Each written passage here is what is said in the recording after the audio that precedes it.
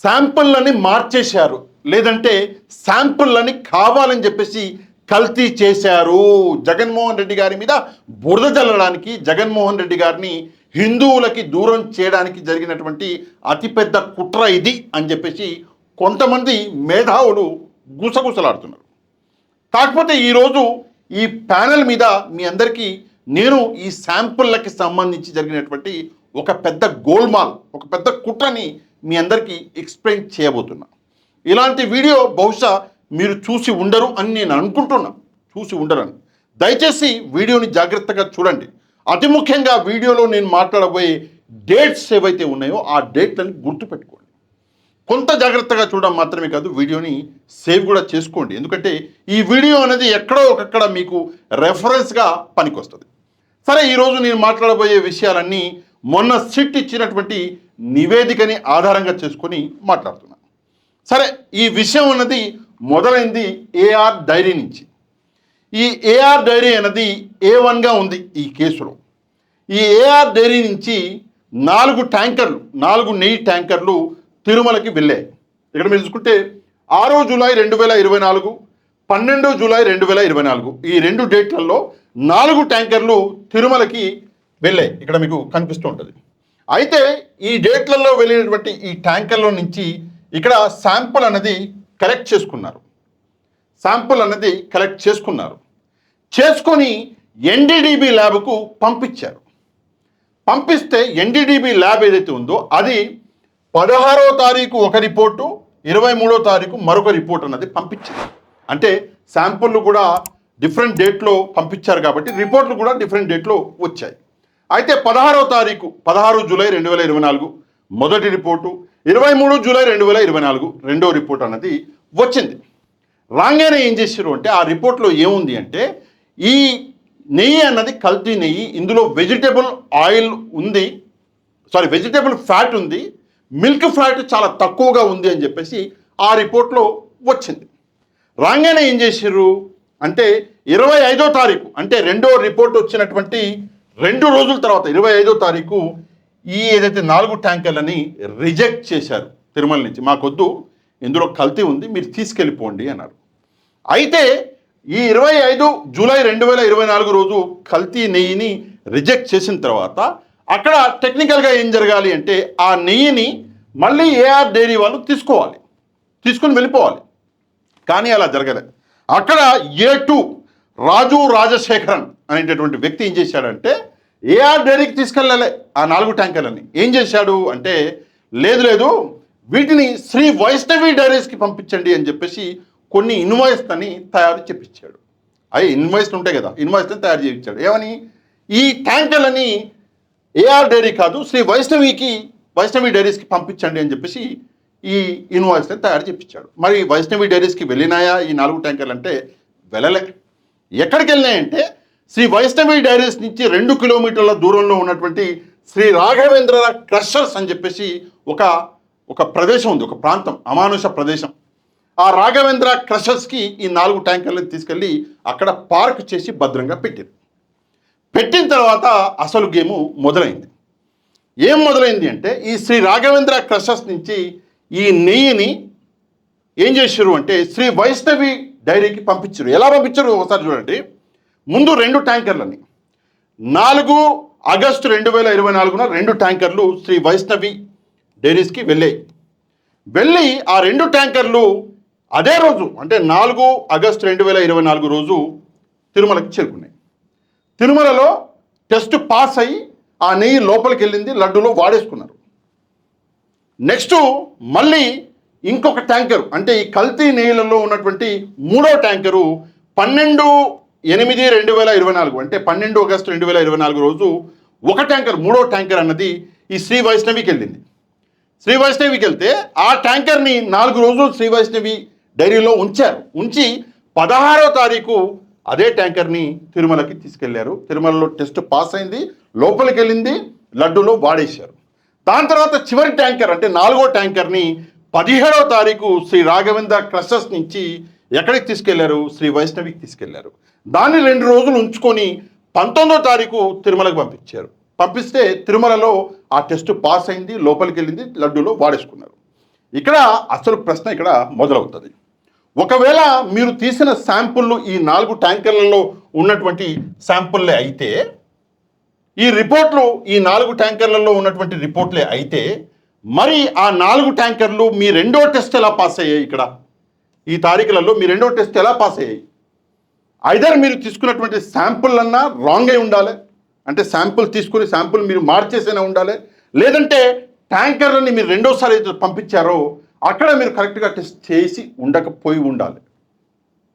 రెండిట్లో ఏదో జరగాలి కదా. ఇప్పుడు మీరు ట్యాంకర్ల నుంచి నెయ్యి తీసుకుంటే శాంపుల్, ఆ శాంపుల్ అన్నది ఇక్కడ కల్తీ అని తేలితే ఆ ట్యాంకర్ కూడా కల్తీ అని తేలాలి కదా. మరి మీరు రెండోసారి ఏదైతే పంపించారో లోనికి, ఆ సమయంలో కల్తీ అని ఎందుకు తేలలే? అంటే ఆ శాంపుల్లో ఆ ట్యాంకర్వి కావా? ఒకసారి ఆలోచించాలి దయచేసి. ఎందుకంటే ఇందులో చాలా పెద్ద కుట్ర ఉంది, చాలా అంటే చాలా పెద్ద కుట్ర ఉంది. సరే, దీనికి సంబంధించి సిట్ అన్నది, అంటే సిట్ నివేదికలో ఇవ్వబడినటువంటి డేటా ఇది. సిట్ అన్నది కొన్ని ఆధారాలను కూడా ప్రొడ్యూస్ చేసింది, చాలా మంచి ఆధారాలు ఇవి. ఒకసారి మనం చూసుకుంటే ఏమి ఆధారాలు అంటే నాలుగు టైప్స్ ఆఫ్ ఎవిడెన్స్ అని సిట్ అనేది ప్రొడ్యూస్ చేసింది. ఒకటి డాక్యుమెంటరీ ఎవిడెన్స్, రెండోది ఇన్వాయిస్లు, రెండోది ఎలక్ట్రానిక్ ఎవిడెన్సు, మూడోది సాక్షుల వాంగ్మూలాలు, నాలుగోది భౌతిక సాక్ష్యాలు అంటే అక్కడ దొరికినటువంటి సాక్ష్యాలు. మొదటిది ఏదైతే నేను ఇందాక చెప్పానో, ఏదైతే డాక్యుమెంటరీ ఎవిడెన్స్ అని చెప్పానో, ఆ డాక్యుమెంటరీ ఎవిడెన్స్ కింద ఎన్డీడీబీ ల్యాబ్ రిపోర్ట్లు పెట్టింది సిట్, సుప్రీంకోర్టుకి సబ్మిట్ చేసింది. ఎన్డీడీబీ ల్యాబ్ రిపోర్ట్తో పాటు ఇన్వాయిస్లు ఏవైతే క్రియేట్ చేశారో వీళ్ళు, ఆ ఇన్వాయిస్లు కూడా పెట్టింది సిట్టు. ఇక రెండవది ఎలక్ట్రానిక్ ఎవిడెన్స్ అని చెప్పాను కదా, అందులో జీపీఎస్, ఈ మొబైల్ లొకేషన్లు అవి మొత్తం సేకరించింది సిట్టు. అది కూడా సుప్రీంకోర్టుకి అందజేసింది. నెక్స్ట్ మూడవది సాక్షుల వాంగ్మూలాలు. ఈ డ్రైవర్లు ఎవరైతే తీసుకెళ్లారో ట్యాంకర్లు, డ్రైవర్లు తిరుమల నుంచి క్రషర్ నుంచి శ్రీ వైష్ణవి డైరీకి, శ్రీ వైష్ణవి డైరీ నుంచి మళ్ళీ తిరుమలకి, ఈ డ్రైవర్ల వాంగ్మూలాలను కూడా ఇక్కడ సిట్టు అన్నది మొత్తము ప్రొడ్యూస్ చేసింది. ఇక నాలుగవది భౌతిక సాక్ష్యాలు. అక్కడ కొన్ని సాక్ష్యాలు, అంటే అదేదో డబ్బాలు ఉంటాయి కదా, డబ్బాలు కాల్చినట్టు ఆ సాక్ష్యాలు ఈ సాక్ష్యాలు ఉంటే అవి కూడా తీసుకెళ్ళి ప్రొడ్యూస్ చేశారు. అండ్ అందులోనూ అతి ముఖ్యమైనటువంటి విషయం, చాలా ముఖ్యమైనటువంటి విషయం ఏంటంటే, ఈ ఎవరైతే వ్యక్తి ఉన్నాడో రాజశేఖరన్ ఏటు, ఈ వ్యక్తి ఒప్పుకున్నాడు. ఏమని అంటే, తిరస్కరించిన ట్యాంకర్లు వైష్ణవి డైరీకి పంపించినట్టు రాజశేఖరన్ ఏటు అంగీకరించాడు. అయిపోయా, కేల్కతం దుకాణం. అంటే ఈ శ్రీ రాఘవేంద్ర క్రషర్స్ నుంచి ఈ ట్యాంకర్లు శ్రీ వైష్ణవికి వెళ్ళిన రోజు, లేదంటే 2 రోజులకి 3 రోజులకి మళ్ళీ తిరుమలకి చేరాయి ట్యాంకర్లు. ఎలాగ సాధ్యం? అంటే మీరు వచ్చినటువంటి ట్యాంకర్లన్నింటినీ మీరు టెస్ట్ చేస్తున్నప్పుడు మరి ఈ 4 ట్యాంకర్లు లోనికి ఎట్లా పోయాయి? ఒకసారి ఇక్కడ ఆలోచించాలి. సరే, ఇదంతా జరిగింది. సిట్ నివేదిక ఇవ్వకముందు పవన్ కళ్యాణ్ గారు, చంద్రబాబు నాయుడు గారు, వీళ్ళు అందరూ అందులో ఏదో గొడ్డు కొవ్వు ఉందని, పంది కొవ్వు ఉందని, ఫిష్ ఆయిల్ ఉందని ఇష్టారీతిన మాట్లాడారు. తర్వాత సిట్టు రిపోర్ట్ అనేది వచ్చింది. రిపోర్ట్ వచ్చిన తర్వాత జరిగినటువంటి వింత విశేషం ఏంటంటే, ఇప్పుడు మాట మార్చారు. ఏమని మాట్లాడుతున్నారు ఇప్పుడు అంటే, ఒకసారి ఇక్కడ మీకు చూపించేటటువంటి ప్రయత్నం అనేది చేస్తా. ఒకసారి చూడండి, మీరు కూడా వినే ఉంటారు, నా కోసం మరొకసారి చూడండి. 5 సంవత్సరాలు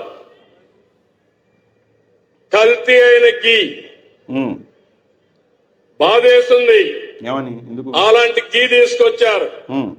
మామూలు కెమికల్స్ తో తయారు చేశారు. పేపర్లో వస్తే నాకే ఆశ్చర్యం వస్తా ఉంది.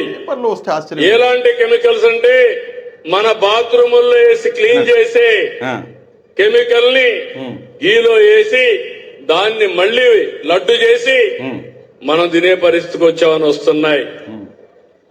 శ్రీశైలంలో కూడా కల్తీ జరిగిందని.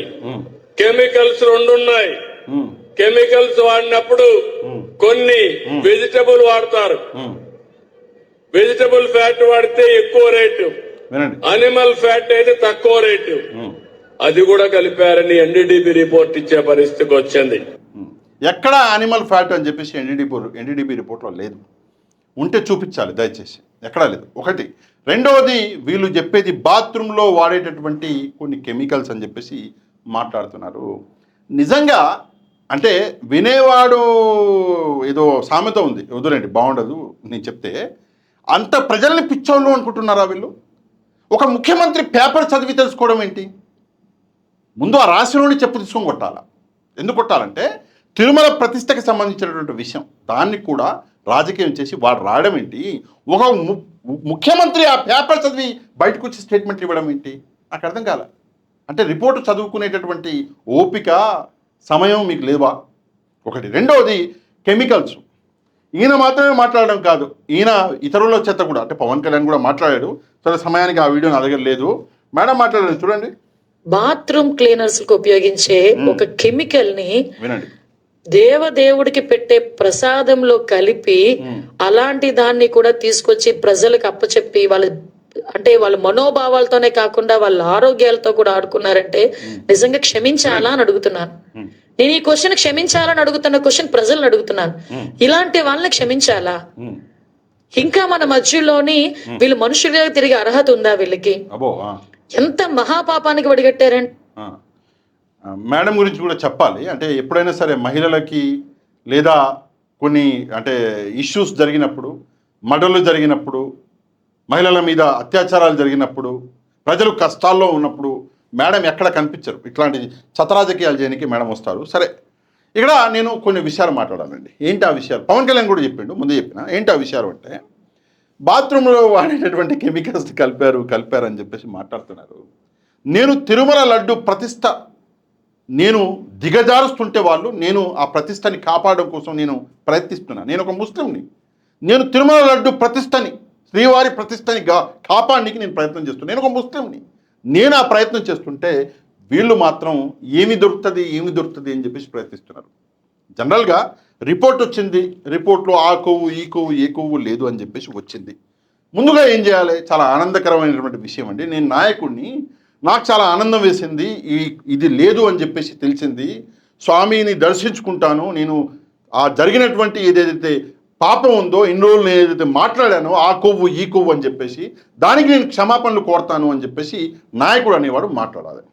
అక్కడ ఆ కొవ్వులు పక్కకు జరిగినాయి, ఆయన చెప్పింది అబద్ధం అని చెప్పేసి తెలంగాణే ఇక్కడ కెమికల్స్ పట్టుకున్నాడు. ఏమి దరిద్రం నాకు అర్థం కాదు. అక్కడ తెలంగాణ ఇక్కడ కెమికల్ పట్టుకున్నాడు. ఇది రాజకీయం. లడ్డూ మీద కూడా రాజకీయం చేసే నీచులు నడిచేటటువంటి బ్రతికేటటువంటి రాష్ట్రంలో బతుకుతున్నందుకు మేము సిగ్గుపడాలి. ఇది జరుగుతున్నది. రెండవది కెమికల్స్.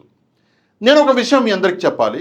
మీ ఇంట్లో ఆడవాళ్ళు ఉంటే దయచేసి వాళ్ళకి ఈ పార్ట్ చూపించండి. నేను ఇప్పుడు మాట్లాడబోయే విషయం అన్నది వాళ్ళని పిలిచి పక్కన కూర్చోబెట్టుకుని చూపించండి. పాషా గారు చెప్తున్నది నిజమా కాదా అని చెప్పేసి. ఎప్పుడైనా సరే పాలతో తయారు చేసేటటువంటి ఎట్లాంటి ఏదైనా మీరు తీసుకున్నా కూడా దాంట్లో మీరు ఏదైనా కెమికల్ పోస్తే అది చేంజ్ అయిపోద్ది. లడ్డు అవ్వదు, ముద్ద అవ్వదు. మీరు ఎంత ముద్ద చేసినా ఆ ముద్ద అన్నది డిజాల్వ్ అయిపోద్ది. ఆడవాళ్ళకి బాగా తెలిసి ఉంటుంది, వాళ్ళు లడ్డు చేస్తారు కాబట్టి. కెమికల్ ఏదైనా కలపంగానే డిజాల్వ్ అయిపోద్ది, ముద్ద అవ్వదు. ఒకటి. రెండవది స్మెల్ వస్తుంది, వాసన వస్తుంది. మూడవది గంట కంటే ఎక్కువ ఆగదు. ఒకవేళ మీరు దాన్ని పట్టి పెట్టినా కూడా గంట కంటే ఆగదు, పాడైపోద్ది. నాలుగవది తయారు చేసేటటువంటి వాళ్ళు ఎవరైతే తిరుమలలో ఉన్నారో కొన్ని సంవత్సరాల నుంచి 10 ఏళ్ళు 15 ఏళ్ళు 20 ఏళ్ళు 30 ఏళ్ళ నుంచి తయారు చేసే వాళ్ళు ఉన్నారు. వాళ్ళు చేతిలో పట్టుకోగానే చెప్తారు, లడ్డూని చేతిలో పట్టుకోగానే చెప్తారు. నెక్స్ట్ వాసన వస్తుంది, తయారు చేసేటప్పుడు వస్తుంది, తింటప్పుడు వస్తుంది, స్మెల్ చూస్తే వస్తుంది. నెక్స్ట్ యాసిడ్ ఏదో కలిపిందని చెప్పేసి మాట్లాడుతారు. యాసిడ్ అయితే తయారు చేసేటప్పుడు చేయగలదా? తయారు చేసేటోడు ఉంటాడా? సరే అంతా జరిగిపోయింది అనుకుందాం. సరే వీళ్ళు తిన్నోడు ఏమవ్వాలి? లడ్డు తిని ఉంటారా ఎవరన్నా? బాత్రూంలో యూజ్ చేసే కెమికల్ని యూజ్ చేస్తే లడ్డు తిన్నోడు బతుకుతాడా? కొన్ని కోట్ల మంది తిన్నారు లడ్లు. నా గడిచిన 5-6 ఏళ్లలో 10 ఏళ్లలో నేను ఎన్నో తిన్నా లడ్లు. నేను బతికే ఉన్నాగా, నేను బాగున్నాయి, నాకేం వాంతులు కాలేదే, విరోచనాలు కాలేదే. మీకు నమ్మకం లేదనుకుందాం టీడీపీ వాళ్ళకి లేదా కూటమి వాళ్ళకి. మీలో ఒక నాయకుడిని పట్టుకురండి, ఎవడన్నా ముందుకు వస్తాడేమో. పట్టుకొచ్చి ఆ బాత్రూంలలో యూజ్ చేసేటటువంటి ఆ కెమికల్ని తాపించండి, చూద్దాం వాంతులు విరోచనాలు చేసుకుంటాడో లేదో. చేస్తారా? అంటే అంటే వింటున్నాం కదా అని చెప్పేసి ఏది పడితే అది మాట్లాడేయాలి, ఏ రాజకీయం పడితే ఆ చెత్త రాజకీయం చేసేయాలి, చేసేసి అధికారంలో ఉండాలి. అసలు విషయం మీకు చెప్తాండి, ఇదంతా కాదు. జగన్మోహన్ రెడ్డి గారు చేసినటువంటి సంక్షేమాలు ఏవైతే ఉన్నాయో వాటికి పోటీ పడేటటువంటి సత్తా ధైర్యం వీళ్ళకి లేదు. జగన్మోహన్ రెడ్డి గారు చేసినటువంటి అభివృద్ధికి పోటీ పడేటటువంటి సత్తా వీళ్ళకి లేదు. ఓ ఆ అభివృద్ధి చేసేసినాం, ఈ అభివృద్ధి చేసేసినాం, అది చేసినాం, ఇది చేసినాం, అదేదో టెక్నాలజీ, ఇదేదో టెక్నాలజీ, వాడేవాడో వీడేవాడో అని చెప్పేసి చెత్త మొత్తం మనం మాట్లాడి పేపర్లలో రాయించుకుంటాం పచ్చ మీడియాలో. అది వేరు, ఆ డబ్బాగొట్టులు కాదు. చేసిన మంచి అభివృద్ధి సంక్షేమం అందులో పోటీ పడలేరు వీళ్ళు జగన్మోహన్ రెడ్డి గారిని. అందుకేం చేయాలి, యాంచో ఒక విషయం పట్టుకొచ్చి ఈరోజు బద్నాం చేసే కార్యక్రమం చేస్తున్నారు. నిన్నటి దాకానేమో అందులో జంతువుల కొవ్వు ఉందని చెప్పేసి మాట్లాడినటువంటి చంద్రబాబు నాయుడు గారు ఈరోజు కెమికల్ ఉందని చెప్పేసి మాట్లాడుతున్నాడు. అంటే ఏదో ఒక విషయంలో తిరుమల లడ్డు మీద అపవాదం వేసేయాలి, శ్రీవారి మీద అపవాదం వేసేయాలి. ఏమయ్యా సరే, ఈ అన్ని విషయాలు పక్కన పెడతాం, ఈ ల్యాబులు రిపోర్ట్లు అది ఇది అంత పక్కన పెడదాం, అంత పక్కన. మీరు దేవుడిని నమ్ముతారు కదా, చంద్రబాబు నాయుడు గారిని ప్రశ్నిస్తున్నా. మేడంని ప్రశ్నించకూడదు, ఎందుకంటే ఆమె వీడియో వైరల్ చాలా అయింది. ఆమె ఒకసారి క్రిస్టియన్ అంటారు, సరే ఆమెను ప్రశ్నించాను. కానీ చంద్రబాబు నాయుడు గారిని, ఎందుకంటే సనాతని గారిని కూడా ప్రశ్నించలేము, ఎందుకంటే ఆయనే ఒకసారి ఒకటి. చంద్రబాబు నాయుడు గారిని మాత్రమే ప్రశ్నిస్తున్నా. చంద్రబాబు నాయుడు గారు, మీరు దేవుడిని నమ్ముతారు కదా, మిమ్మల్ని కాపాడిన వెంకటేశ్వర స్వామి కదా, క్లేమోర్ మైన్స్ కాపాడిడు అని మీరే అన్నారు కదా, మిమ్మల్ని కాపాడిన వెంకటేశ్వర స్వామి. మరి వెంకటేశ్వర స్వామి, మిమ్మల్ని కాపాడిన వెంకటేశ్వర స్వామి, ఆయన లడ్డూని ఆయన కాపాడుకోలేరా? చంద్రబాబు నాయుడు గారు, మిమ్మల్ని కాపాడిన వెంకటేశ్వర స్వామి ఆయన లడ్డూని ఆయన కాపాడుకోలేడా? ఏమన్నా ఉందా? నమ్మకం అంటే దేవుడి మీద ఎట్లుండాలి? ప్రాణం పోతుంది అన్నా కూడా నా దేవుడు నన్ను కాపాడుతాడు అన్నది నమ్మకం. నేను ముఖ్యమంత్రి అవ్వాలి అని చెప్పేసి రాజకీయాలు చేయడం కాదు, నేను ముఖ్యమంత్రిగా ఉండాలి అని చెప్పేసి రాజకీయాలు చేయడం కాదు, దేవుడి మీద నమ్మకం. ఎటెళ్తుందో రాష్ట్రం అర్థం కాని పరిస్థితి, ఏం చేస్తున్నారో అర్థం కాని పరిస్థితి. అదేదో బోలే బాబా అంటారు, ఇంకో ఆ బాబాలని బీబాలని తీసుకొచ్చింది మీరే, వాళ్ళందరినీ పట్టుకొచ్చింది మీరే. మరి ఈరోజు నిస్సిగ్గుగా మళ్ళీ మాట్లాడతారు. ఎలా మాట్లాడతారు అర్థం కాని విషయం. సరే ఓకే, మీరు పంపారు, అందులో కల్తీ ఉంది, రిజెక్ట్ చేశారు. ఇది మొదటిసారి జరిగిందా? 2014 నుంచి 19 మధ్యలో మీ హయాంలో జరగలేదా? జరిగింది. మీరు కూడా కల్తీ ఉందని చాలాసార్లు పంపించారు. జగన్మోహన్ రెడ్డి గారి హయాంలో జరగలేదా? కల్తీ ఉందని చాలాసార్లు పంపించారు. అసలు టెస్ట్ ఎందుకు చేస్తాము? కల్తీని పట్టుకోవడానికి చేస్తాం. చాలాసార్లు మీ హయాంలో పట్టుకున్నారు, చాలాసార్లు జగన్మోహన్ రెడ్డి గారి హయాంలో పట్టుకున్నారు, ఇప్పుడు మీ హయాంలో పట్టుకుంటున్నారు. మంచి విషయమే కదా, దాన్ని రాజకీయం చేయడం ఎందుకు? వాడెవడో డబ్బు కోసం గడ్డో పియో పెండో తిన్నాడు, పనికి మళ్ళీ పోరంబోకి వెదవ తప్పు చేసిండు. వెంకటేశ్వర స్వామి మహిమ ఇది. ఆయన తన లడ్డూని ఎప్పుడు కల్తీ అవనివ్వడు, ఆయన కిందనే ఆపేశారు. మరి ఆ విషయాన్ని అలా ఎందుకు అర్థం చేసుకోరు? ఎందుకు చేసుకోరు అంటే జగన్మోహన్ రెడ్డి గారు క్రిస్టియన్ కదా. అసలు ఇచ్చిన విషయం అదే. జగన్మోహన్ రెడ్డి గారు క్రిస్టియను, ఆయన మీద వేసేయాలి ఒక అపవాద, మోసేయాలి, ఒకటి రాజకీయం చేసేయాలి, బతికేయాలి. ఇదా సార్? నాకు అర్థం కాని విషయం ఇదా? సరే, చివరిగా ఈ అంశం కాకుండా ఒక చిన్న మాట కూడా, ఒక లైన్ మాట చెప్పి ముగిచ్చేస్తా. హెరిటేజ్ అని చెప్పేసి మీ నెయ్యి ఉంది కదా, దాన్ని కూడా ఒకసారి టెస్ట్ చేపిద్దాం. అంటే తిరుమలకు సంబంధించిన విషయం కాదు, పక్కన పెట్టి అయిపోయింది విషయం, నేను మాట్లాడేసిన. ఇది సపరేట్గా మీకు పర్సనల్ రిక్వెస్ట్. హెరిటేజ్ నెయ్యిని కూడా ఒకసారి చెక్ చేపిద్దామంటారా? ఒకసారి దయచేసి మీరే సమాధానం చెప్పాలి. సరే, ఏదేమైనప్పటికీ కూడా మొత్తం డేట్లతో సహా జరిగినటువంటి నిజాన్ని మీ ముందర పెట్టిన. మీరు ఈ విషయం మీద మీకు వచ్చిన అనుమానాలను తప్పకుండా కమెంట్ రూపంలో తెలియజేయండి. అంతేకాకుండా వీడియోని ఒక లైక్ చేసి మన ఛానల్ని సబ్స్క్రైబ్ చేసుకోండి. నెక్స్ట్ వీడియోలో మళ్ళీ కలుద్దాం. అంతవరకు థ్యాంక్ యూ వెరీ మచ్. జై హింద్.